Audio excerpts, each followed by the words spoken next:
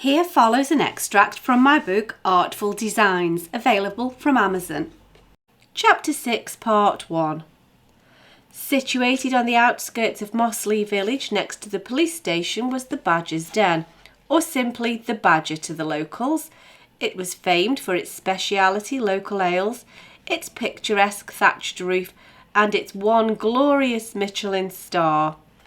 Beth nursed her pint of Cheshire set. She didn't see the point in going to the bar twice and knew categorically that a mere half pint wouldn't see her through the night.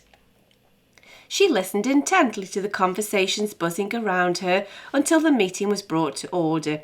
The date for the launch of the Flower Festival was almost upon them, and, as previous Britain in Bloom winners, there was a lot at stake, and a meeting had been arranged to finalise details.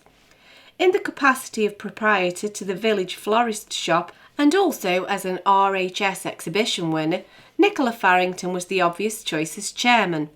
Nicola kept the title of chairman, even though she was most definitely female, as she held a severe abhorrence of the title chairperson, maintaining that the title sounded far too impersonal.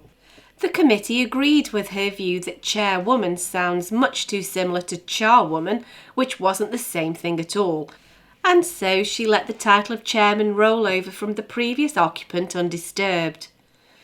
Nicola stood to open the meeting. First of all, I'd like you to raise your glasses to toast Kirsty and Hyacinth.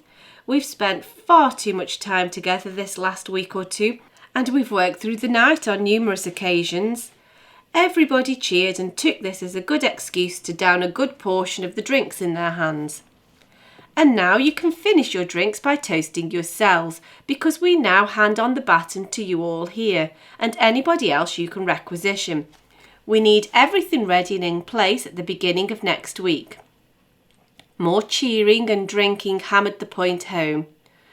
Once order of sorts had resumed, Nicola continued. Can we confirm that Millwoods are booked for the dates to install the fixtures and fittings? Conrad spoke to them yesterday, said Hyacinth. He uses them for all of his business and architectural work, and he assures me that they are reliable and punctual. He spoke to them about the festival, so I'm sure they'll have it sorted. He also asked me to remind you that you're to send the invoices to him. He insists that it's his contribution. A round of applause and further quaffing in the guise of a toast registered the group's thanks. It's such a relief not having to put every wall plug and screw in place ourselves this year. We are so grateful to Conrad for his generosity. It also takes away the burden of worry about health and safety scrutiny off our shoulders. We don't want the responsibility of death by dahlias on our conscience because of a wobbly hanging bracket. I'd offer to send him a bouquet, but it seems a little tactless in these circumstances, and it won't properly convey our gratitude. Does anybody have any suggestions for a gift? Said Nicola. There's more than one sort of bouquet, you know, Nicola, said Drew. I'll send him one of my extra special bottles of single malt whisky. He's had his eye on my bottle of Scarpa for a while now. That sounds more like it, thank you. If you give a receipt to the treasurer, we'll reimburse you, said Nicola. Drew waved away the suggestion and the meeting continued. The site for each arrangement has been allocated on a map that Terry has sketched out for us, and each sponsor has a plaque waiting to be mounted next to the display they have sponsored. Natalie, did you say that Terry would be available to direct the workers if any queries arrived? Not realising that she was about to be called upon, Natalie was intent on her signature gin and it. Even at choir concerts she took a flask of gin and Italian vermouth, insisting that it was good for her vocal cords.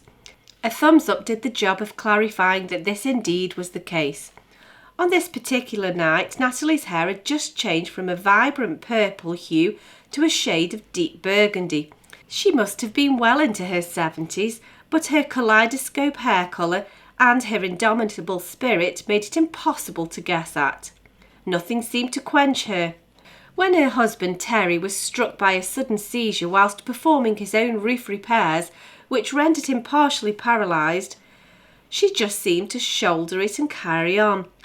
Terry was invaluable to the floral committee, as he was available at any time and was meticulous in his planning and paperwork. Although Natalie was named as the treasurer, she freely admitted that it was Terry that kept it all shipshape. The question of availability could have been addressed to Terry himself, but he was currently unavailable as he was engaged in taking a list of drinks to be renewed to the bar.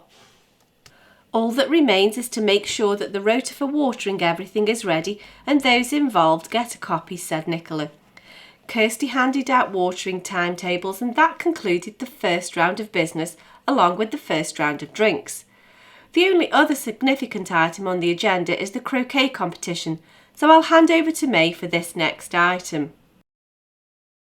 For the full book of Artful Designs, available in paperback or as an ebook, follow the link in the cards in the description box or find details on my website at sharonbill.com. Thanks for listening.